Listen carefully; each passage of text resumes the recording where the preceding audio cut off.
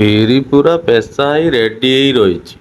Already ପାଣିର ବିରି ପତରା ହେଇକି ପୁରା ରେଡି ହେଇ ରହିଥିଲା। ତାପରେ ସେଇ ପେଶା ବିରିକୁ ଆଉ ଥରେ ଭଲ ଭାବରେ ଗୋଳା ହେଲା, ଯେମିତି ଫିନିସିଂ ହବ ଆଉ ତାର ଟେଷ୍ଟ ଟା ଆହୁରି ସୁନ୍ଦର ବାହାରିବ। ତାପରେ ବିରି ଭଲ ଭାବରେ ଗୋଳା ଗୋଳି ପରେ ଆବଶ୍ୟକ ଅନୁଯାୟୀ ସୁଜି ନିଆଗଲା। ତା ଉପରେ ଟିକେ ଭୋସୁଙ୍ଗା ପତ୍ର ପଡିଗଲା। ତାପରେ କଛ କଛ ହେଇଥିବା କଟା ପିଆଜ ପଡିଗଲା। ତାପରେ ଆବଶ୍ୟକ ଅନୁସାରେ ଲୁଣ ପଡିଗଲା। ଏବେ ଭଜା ହେଇଥିବା ଗୋଟା ଜିରା ତା ଉପରେ ପଡିଲା। ଏବେ ଅଳ୍ପ କିଛି ଖାଇବା ସୋଡା ନିଆହେଲା। ତାପରେ ଏମିତି ଟିକେ ଷ୍ଟାଇଲ ମାରି ଘୁରେଇ ଦିଆହେଲା। ଏମିତି ଭାବରେ ଗୋଳା ଗୋଳି କରିଦେଲେ ଆମ ହୋମ ମିନିଷ୍ଟର। ଦେଖନ୍ତୁ ଏମିତି ଭାବରେ ଗୋଳା ଗୋଳି କରିକି ତ ଖାଇବାର ଇଚ୍ଛା ହେଇଛି ମାନେ କି ଖାଇବା ଯେମିତି ହେଲେ ଖାଇବା ଆଜି ଆଉ। ହଉ ଚାଲୁ ଚାଲୁ ଚାଲୁ କେତେ ଚାଲିଛୁ ଗୋଳା ଗୋଳି ନ ସରୁଣୁ ଗ୍ୟାସ ଟା ଲାଗିଗଲା ଧୁଡୁକ।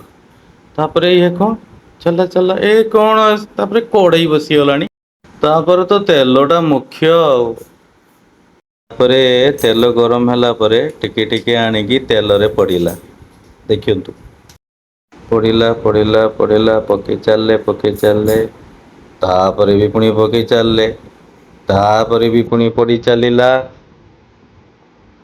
ତାପରେ ବି ପୁଣି ପଡି ଚାଲିଲା।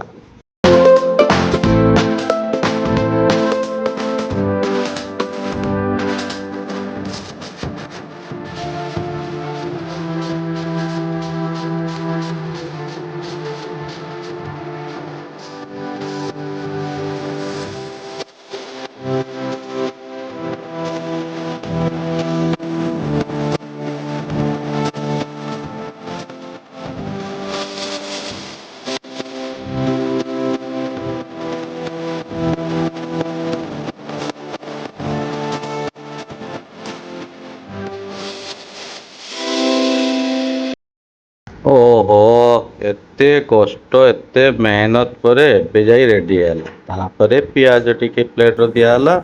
ତାପରେ ଟିକେ ଟମାଟୋ ସସ୍ ନିଆହେଲା। ଆଉ ତାପରେ ଟିକେ ବିଟ୍ ଲୁଣ ପକେଇ ଦିଆହେଲା। ଫାଇନାଲି ଆମ ବିରିିବରା ରେଡି ହେଇଗଲା। ଚାଲନ୍ତୁ ଏଥର ଟେଷ୍ଟ କରିବା ଟିକେ ଟମାଟୋ ସସରେ ବୁଡେଇଲି। ତାପରେ ପାଟିକୁ ନେଲି। ଆଉ ତା ସହିତ ଟିକେ ପିଆଜ ବି ନେଲି ଦେଖିଆ ଟେଷ୍ଟ କେମିତିଆ ହେଇଛି। ଓ ଆକ୍ଚୁଆଲି ବହୁତ ସୁନ୍ଦର ଥିଲା ବରାର ଟେଷ୍ଟ ଟା ଭାରି ସୁନ୍ଦର। ସରିଗଲା ଆଉ ଆଣ ସରିଗଲା ପ୍ଲେଟ ଆଉ ନାହିଁ ଯେ।